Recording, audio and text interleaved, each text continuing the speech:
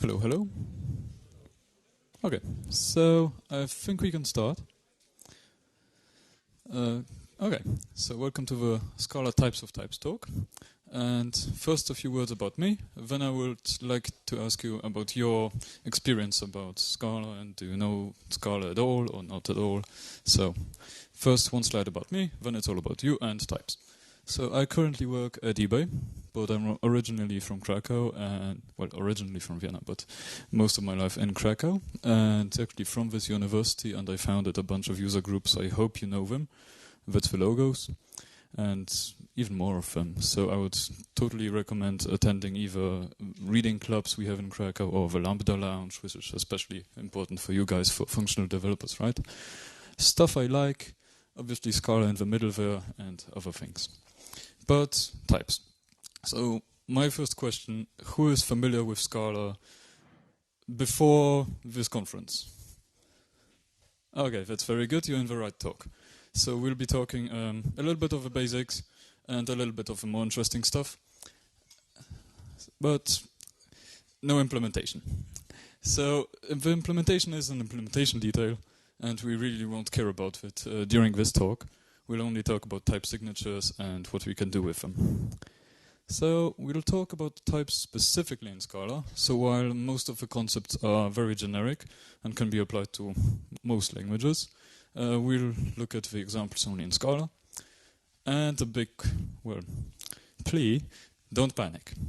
It's gonna be fine, so if you see very scary stuff, just focus on it and it's gonna be all fine. Keep calm and type safe.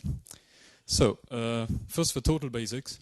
So Scala types are static, which means it's compile time checked, so I can't really assign a robot to a human, right? If they are not the same in the same structure. So that's a compile error. So they are strong. By strong we mean if a variable has some type, we cannot just randomly change its type from int to string, right? They are inferred. By that we mean that you don't have to say that this is an int.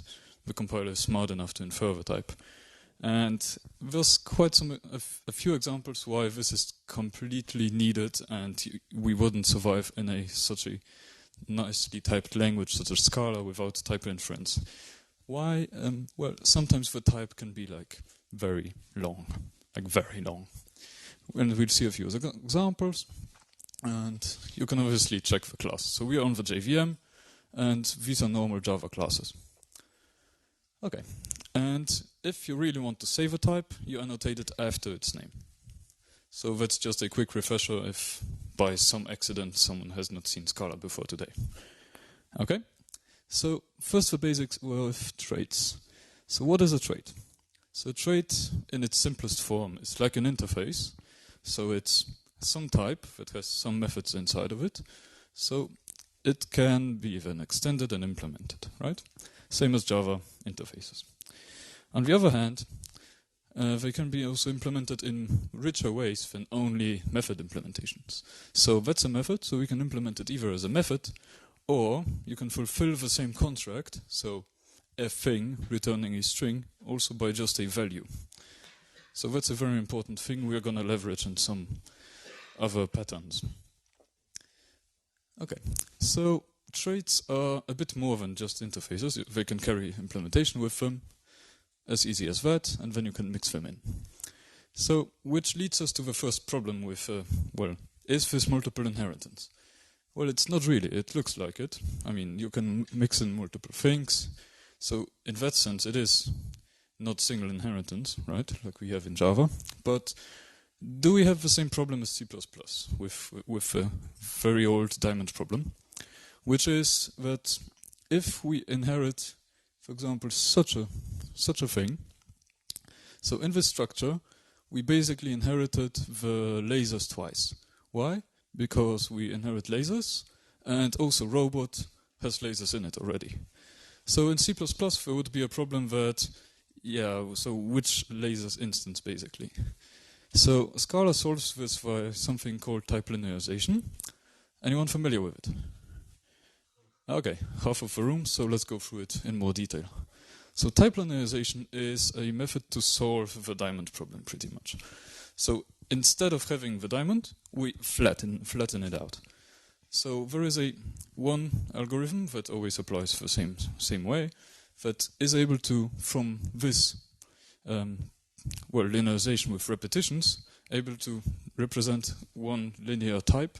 So you can always, when you call super, so you call your super type, you know which one this will be. So the algorithm goes like that. Start with X, write the types, then reverse them. Okay? So we reversed, so it's robot, humanoid, lasers. So after reversing, it's lasers, humanoid, robot. Then you have to expand all the types. So in our example, that's only robot. So robot will expand to robot and lasers, right? Then we make it unique with keep right most. So in our case, we're going to skip this left lasers instance. Then we add the common things, which in this case will be object and any. And this is our linearized type. And by looking at this, you know, if in X I call super, I would be calling the method in humanoid. For example, if you have multiple methods with the same signature, thanks to the linearization, you know which you would be calling. But you don't have to trust me, and you can trust the compiler a little bit more than me. So you can check that by investigating the type. So you can check the X type and get its base classes. So the output would be something like that. So everything I do here, you can verify yourself. Okay, next. So if we reorder it slightly, just a quick sanity check, how will it work? Same algorithm, and in this case you see the robot expanded on the left-hand side, but the algorithm still gets you to the same, well, not to the same order, but to a valid order. So order matters. Okay.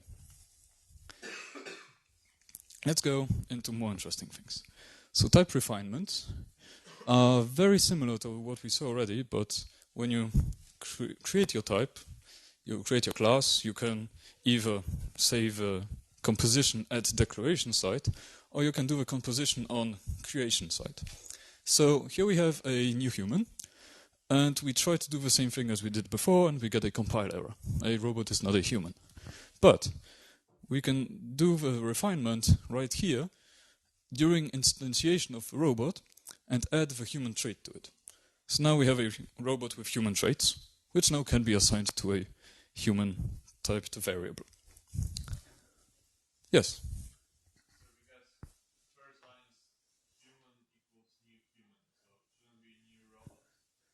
First line.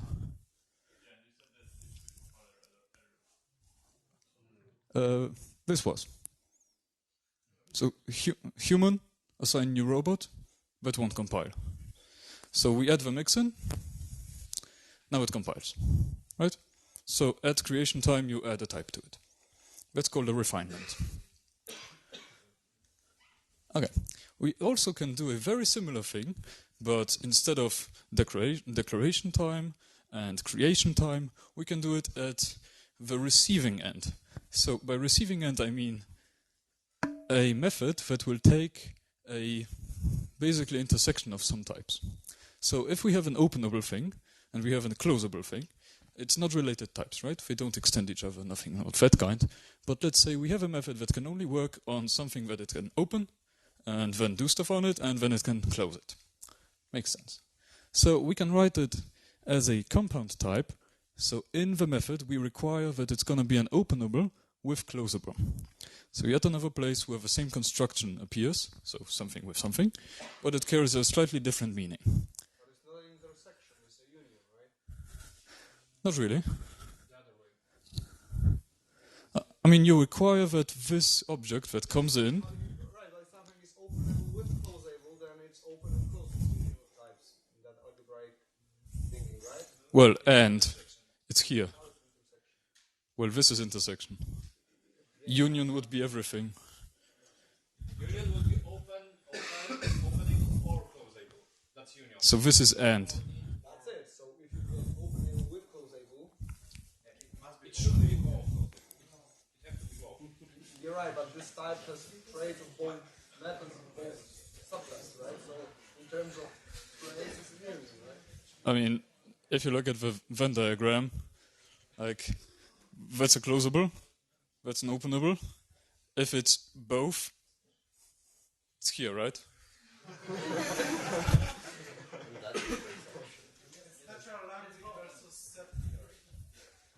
Yeah, I think we agree. Only maybe English problems. Okay. So, to highlight it even more. All right. Now we have a very interesting problem. So, can we, in this case, say that, yeah, I know it's an openable and it's a closable, so can I say it open, and on whatever open returns, can I say close? Well, the problem is, openable has no idea about the closable type. So we cannot really say, without binding these types together at the declaration side, right? You would have to say, yeah, so an openable returns a closable. Let's say I don't want to do that, because only in the method I say, yeah, this composite exists. So what you can do here is something called this type, and this is basically, you get this instance, and this type is this. It's not the openable, right? So it depends on the context of whatever the object is. So now we can do this open and close on the same thing. But you need to say it explicitly. Yes, you do. You need to predict that someone will want to use this word. Yes, so for this pattern you have to predict this. Because if you would just return this, it would be inferred to the openable. So yes, this is something you have to do explicitly. Okay, so type parameters, or type variants, or type bounds. So who's familiar with type variants? I would hope everyone, right? Who's familiar with type bounds? Okay, if you didn't raise your hand the second time, basically you know it is what it is, because it's the same thing, it's only a different way of expressing it. Okay, quick reminder. So this is a class with a type parameter. Why do we call it a type parameter? Because this is actually a type constructor. When you think about it, if you have something that takes a type, it creates a new type in the process. So an example would be a list of string. So the only meaningful type is this list of string. You don't really think about list most of the time. You need a list of some concrete type. So it's kind of similar to a function when you think about it. But we'll get there. Quick reminder of variants. I would love to skip over that if we're fine. So the only thing to mention here is these plus and minus. So covariant means more generic, minus means less general. So if you take this intuition, and let's look at this pattern. So a parent and then a bottom extends the parent. You can think in terms of more general and less general. And now suddenly Scala's type bounds syntax makes sense. Because parent is more general than bottom, or bottom is less general than parent. Or you can also verify that some types are equal. So in this you would use this operator to verify some types are equal. So this is used in type level programming, and if we still have time, I can show you that we can implement basic math operations using these operators. Okay, quick example how Scala blows up. So if you would assign something to an invariant type, so a bottom to a parent container, it would blow up nicely, and I hope you can see that. But the nice thing about Scala is it will try its best to help you out. So it will detect, yeah, this is not valid, but if you would declare your type as covariant, it would have been valid. And you can refer for more information in the Scala language specification. That's a nice way to blow up, instead of saying the types don't match. Quick reminder when and how things would blow up in covariant and contravariant types. And let's go to more interesting things. So a structural type is different to a normal type in the way that we don't match by name, but we match by structure. So here we can say this type is defined by this block of code, and this means it has to have this structure to be this type. You can just slap such a code block as a type. So a box is anything that has a receive method that takes in a string. And then you can call the receive on the box. You don't really care about what exact type it is, you only care about what it has inside of it. So that's the structural type, but that's not easy to read when it's a bit too long inside the method, so you would usually make an alias for it. We'll talk about type aliases in a second. And now, let's have two receivers. One is home, the other one is work, and they are not related by type in any other way than having this shared signature. So we can send to both locations without having to couple these types together. Okay? Okay. We already saw type members, but I didn't really talk about them explicitly. So that's a type parameter. It looks kind of like a function on type level. But a type member looks a bit like a value, but it's again on type level. By type level I mean this is not really a value, this is only something we will be using for type checking. So okay, this is equivalent, but how is this better sometimes? So let's say we have a list that has a type A. So then we can constrain it with the constraint syntax I've shown you before. So we can use a type bound on it. So a numbers list will now only take types that are deeper down in the hierarchy than number. So now we can specialize by assigning to type A integer. Okay, next. And we cannot create a list that would be specialized for human, because a human is not a number. Okay. So that's one way of using type aliases. And another way and reason to use them is to make code more readable. So in the Java style, you would extend something and then pass in the type parameters. By all hope is lost, I basically mean some meaning is lost. Because there is some first and some second parameter, and you don't really have the names for them. They are not used in the source code beneath.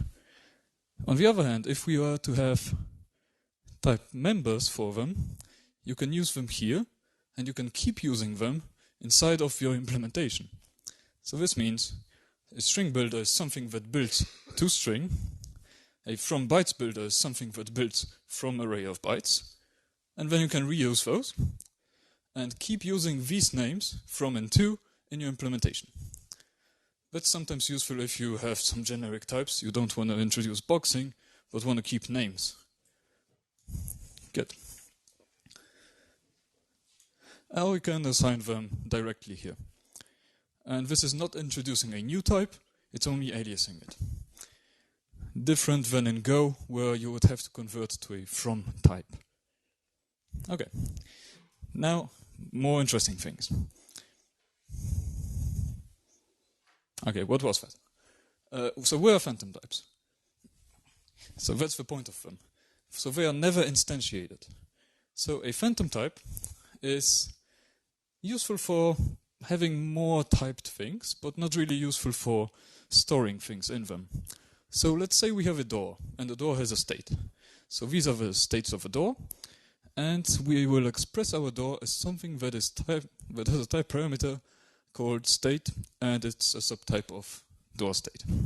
Now, an open method has to have the state that is a closed, basically. Okay, so implementation-wise, you would have to only cast to this other phantom type.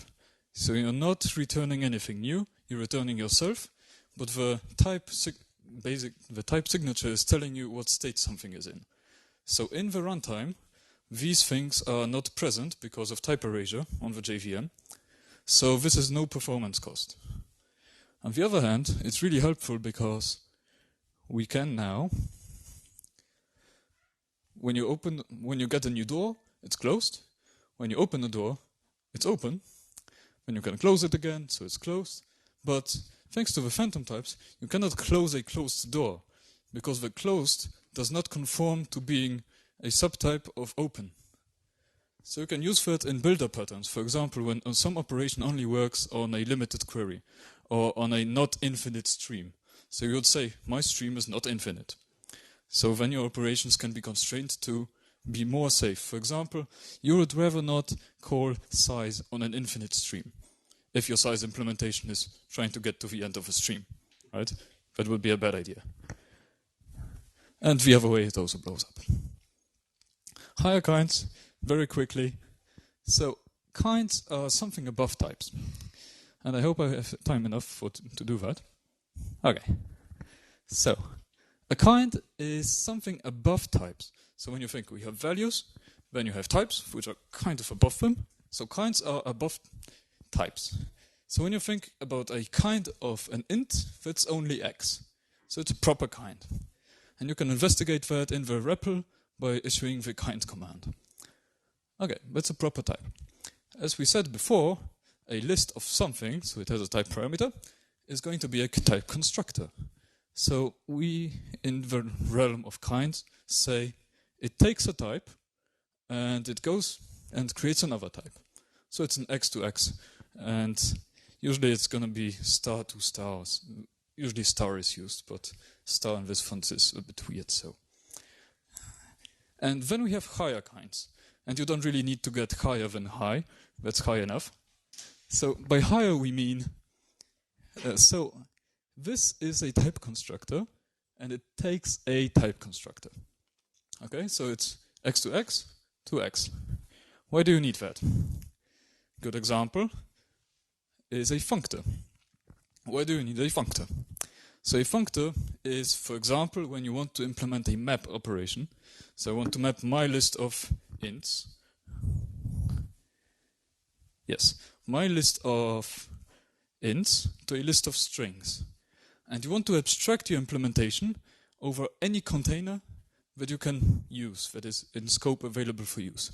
So the user of your method would only supply the int to string method, and you can abstract away the type of the container. Okay, let's see this in an example. Okay, so I can create a new functor of list. List is a type constructor. So now I'm high enough, so I'm creating a higher kind here. So map from string to int, right? And the input type is this list of strings. So I'm composing the type constructor with the input type, and the output type is comes from the output of this function. And now I'm cheating and using the built-in map function, but you can easily just iterate over and apply the function and build this new container yourself, right? So why is this so interesting? Because you can supply multiple implementations somewhere in scope, and that's actually the next talk today about type classes. So Jerzy will be taking that one over. So you can supply multiple implementations. So we have implementations for a container that is a list or a sum. And by only having those in scope, you can implement your tuples, which will work on an abstract container thing that is totally generic and doesn't have to know anything about the container. So we say the container is a type constructor, and it will be available in scope, and someone will implement the logic to put and get things out of it, and you implement it totally generic against the container interface. Thanks to that, and implementing these type classes before, you can have this tuples method to be generic over this given type without ever having to know what you're actually working on. So this is incredibly powerful for code reuse, although might be a little bit hard to grasp at first. But don't worry, it'll be fun. Good. And of course, when you look at the signature, so these types are different. So the first and second share the container type, but the types of the insides are different, right? So here you see that the list is shared, but the int and string types carry on the respective positions. Okay? The type class is something Jerzy will cover. So we also call it ad hoc polymorphism. We also call it more a pattern than a type. And yeah, stay in this room. So I'm not going to explain this one. And since I'm out of time, just a short link. So I have a pretty long article about these things. So this was a broad overview. If you're a bit lost, that's totally fine, because there's a very in-depth article about those. And you can learn how to write nice reusable code using that. If you're interested how many types of types there are, around these. So thank you, and please give me comments if you have any and questions. I'll be happy to take them. Thank you very much. We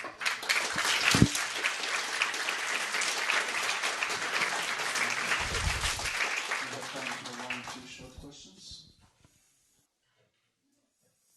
No questions at all, so it looks like... What's your favorite type? Scala. The type Lambda. The scary one. I had it prepared. It's too scary to include in the slides, so...